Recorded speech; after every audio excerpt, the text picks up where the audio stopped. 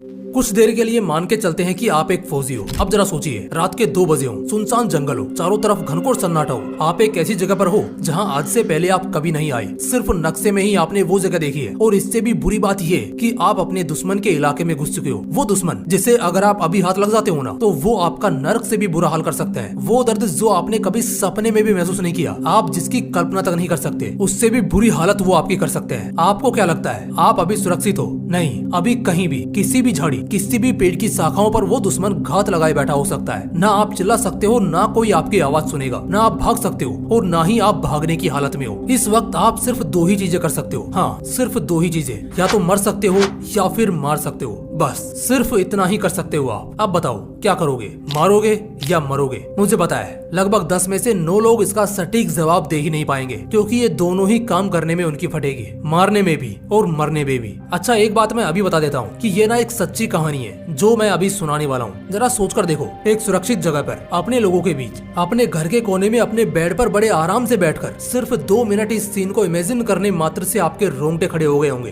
तो उन लोगों का क्या होता होगा जो हर रोज ऐसी मौत के ऊपर नाचते हैं। हाँ, मैं बात कर रहा हूँ हमारे देश के महान और नौजवान सैनिकों की। इतना जिगर कैसे आता है उनमें, वो भी तब जब उन्हें पहले से पता होता है कि मौत उनके सामने खड़ी है। साल था 2004। कश्मीर खौफ के अंधेरे में जी रहा था। इसी बीच इंडियन आर्मी को खबर मिली कि हिजबुल मुजाहिदीन के 2 बड़े कमांडर्स कश्मीर में घुस गए हैं और वहाँ के जवान लड़कों को इस तरह भड़का रहे हैं जिससे वो उन्हें अपने टेररिस्ट ग्रुप में शामिल कर लेंगे और फिर भारत देश को बर्बाद करने के लिए ही उनका इस्तेमाल किया जाएगा। और ये करना उन कमांडर्स के लिए ज्यादा मुश्किल भी नहीं था, क्योंकि उस वक्त कश्मीरियों के मन में इस तरह का जहर घुल दिया गया था कि भारतीय सेना तुम्हारी दुश्मन है, वो तुम्हारे जीने का हक छीन रही है। इस खबर का पता चलते ही मेजर मोहित ने सबसे पहले अपने हायर ऑफिशियल से इस मिशन पर काम करने की बात की और अगले ही हफ्ते अपना भेष बदलकर, खुद का नया नाम इफ्तिखार भट्ट रखकर, वो सीधे बिना किसी सुरक्षा के कश्मीर में घूमने लगे। वो मुजाहिदीन के भेष में थे, ये जानने के लिए कि कहां पर कश्मीरियों को आतंकवादी बनाने की तैयारी चल रही है। और जल्द ही उन्हें उसका पता भी चल गया। मेजर खुद उस जगह पर गए और उन हिजबुल मुजाहिदीन के कमांडर से कहा कि मुझे इंडियन आर्मी से मेरे बड़े भाई की मौत का बदला लेना है, मुझे भी अपने साथ शामिल कर लो। जिसके बाद उन्हें उन बाकी कश्मीरियों में शामिल कर लिया गया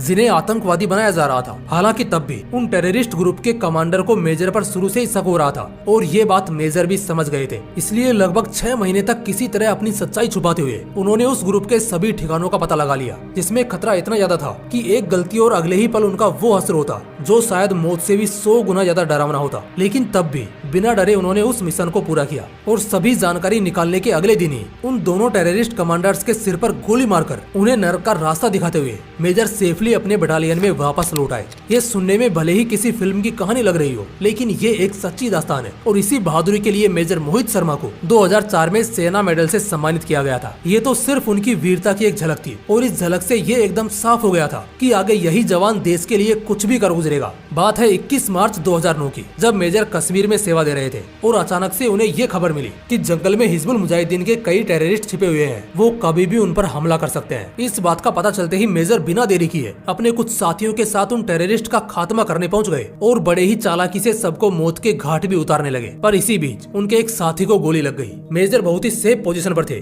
लेकिन उस वक्त अपनी पोजीशन छोड़कर उन्हें उसकी मदद करने के लिए जाना पड़ा, जिसमें उन्हें लगातार कई गोलियां पीठ पर मारी गई। लेकिन इतनी घायल हालत में भी उन्होंने 4 और टेररिस्ट को मार गिराया। पर कहते हैं ना कि कुछ ऐसे हालात आते हैं जहां आपका मन तो पूरी तरह जिंदा होता है, लेकिन आपका शरीर साथ छोड़ देता है। हद से ज्यादा गोलियां लगने की वजह से कुछ ही पलों बाद मेजर का शरीर उनका साथ छोड़ गया और मेजर मोहित शर्मा अपने देश का नाम लेते हुए वीर गति को प्राप्त हो गए। मेजर मोहित शर्मा जी के लिए आज हम जो भी करें वो कम ही होगा। उनकी बहादुरी का ऋण हम चाह कर भी नहीं चुका पाएंगे, लेकिन हम एक चीज कर सकते हैं कि यह वीर गाथा अपने आने वाली पीढ़ी तक जरूर पहुंचाएं और ये उन्हें हमेशा याद दिलाते रहें कि इस देश की माटी ने कितने वीरों को जन्म दिया है और इस माटी की आन बचाने के लिए कितने वीर शहीद हुए हैं। चलो कुछ सुनाता हूँ। अगर देश के लिए जरा भी प्रेम है ना, तो बीच में मत भागना, वरना आपसे बड़ा कायर कोई नहीं होगा जो किसी के बलिदान तक को पूरा ना सुन पाए। क्या लगता है आपको, क्या कोई इस तरह इतना महान बनता है? नहीं, बल्कि उसकी शुरुआत उसके बचपन से ही हो जाती है। शायद उस दिन से जिस दिन वो जन्म लेता है, वो क्या सुनता है और क्या देखता है, वही चीज उसके दिमाग में घूमती है। एक लड़का, अपने माँ बाप का सबसे छोटा बेटा,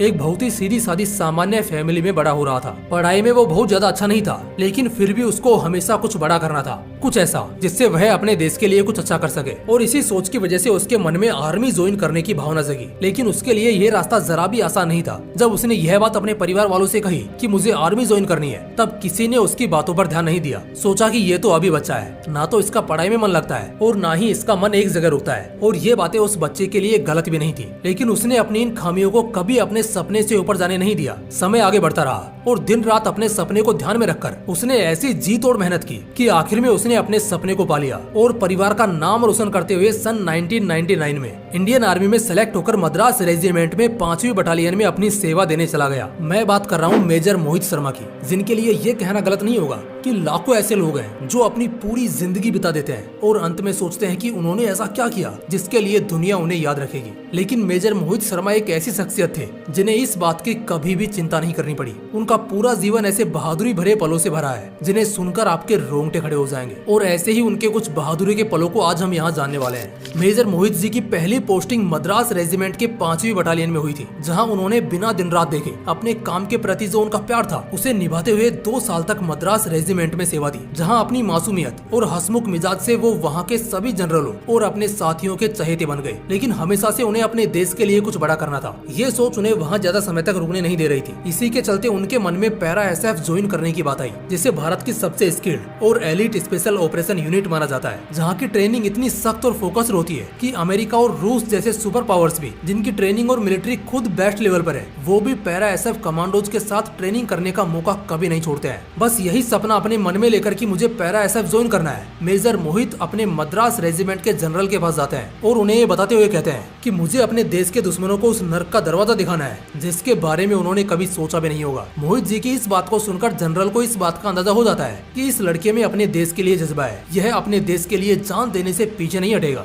जिसके बाद यह बात हायर जनरल तक पहुंचती है और फिर मोहित जी को अपनी काबिलियत दिखाने का मौका दिया जाता है। उसी के कुछ ही हफ्तों बाद में उनकी पैरा एसएफ ज्वाइन करने की ट्रेनिंग शुरू हो जाती है। इस ट्रेनिंग के बारे में एक बात मैं आपको बता दूं कि पैरा एसएफ में ट्रेनिंग ये सोचकर नहीं दी जाती है कि इस ट्रेनिंग को पूरा करके कोई पैरा एसएफ ज्वाइन करेगा, बल्कि ट्रेनिंग को इस तरह बनाया जाता है कि इस ट्रेनिंग में सोल्जर्स इस तरह से टूट जाएं कि वो कभी पैरा एसएफ ज्वाइन करने का नाम ही ना ले। इस ट्रेनिंग से उन्हें ऐसे डर का एहसास हो कि कभी उनके मन में दूसरी बार ये ख्याल ही ना आए कि मुझे पैरा एसएफ ज्वाइन करना है। और ऐसी कठिन ट्रेनिंग के पीछे यह कारण होता है कि जहाँ पर एक आदमी पूरी तरह से टूट जाता है, जहाँ उसका शरीर हिलने तक की हालत में नहीं होता है, उसका दिमाग अपने सोचने की क्षमता खोने लगता है। ऐसी स्थिति में भी पैरा एसएफ कमांडोज मिशन को जीत कर आते हैं। इस ट्रेनिंग को पूरा करके आप कह ही नहीं सकते कि जो इंसान इस ट्रेनिंग को पूरा करके पैरा एसएफ में गया है वह कोई आम इंसान है। पैरा एसएफ का हर एक कमांडो खुद में एक किलर मशीन है, जिसे दुनिया के सभी मेजर वेपन्स चलाने आते हैं। अगर उन्हें जंगल में भी अकेला छोड़ दिया जाए तब भी उनमें इतनी हिम्मत और नॉलेज होती है कि किसी की मदद के बिना भी वो अकेले महीनों तक जंगल में रह सकते हैं। और ऐसा ही उन्हें अपने हर मिशन पर करना पड़ता है जब वो ज्यादातर टेररिस्ट कंट्रीज में जाते हैं। अब इन बातों से ये समझना मुश्किल नहीं है कि क्यों पैरा एसएफ की ट्रेनिंग इतनी ज्यादा मुश्किल होती है। और ऐसे ही ट्रेनिंग को पहली बार में मेजर मोहित शर्मा ने पूरा किया था, जिसके बाद उनकी पोस्टिंग कश्मीर में हुई। उन्हें पैरा एसएफ की 1st बटालियन में कमांडो की पोस्ट मिली और वो उसके मेंबर भी बन गए। जिसके बाद ये कहना जरा भी गलत नहीं होगा कि जिस तरह समय के साथ हीरे की निखार बढ़ती जाती है, उसी तरह मेजर मोहित जी ने भी अपने आने वाले मिशनों को इस तरह से पूरा किया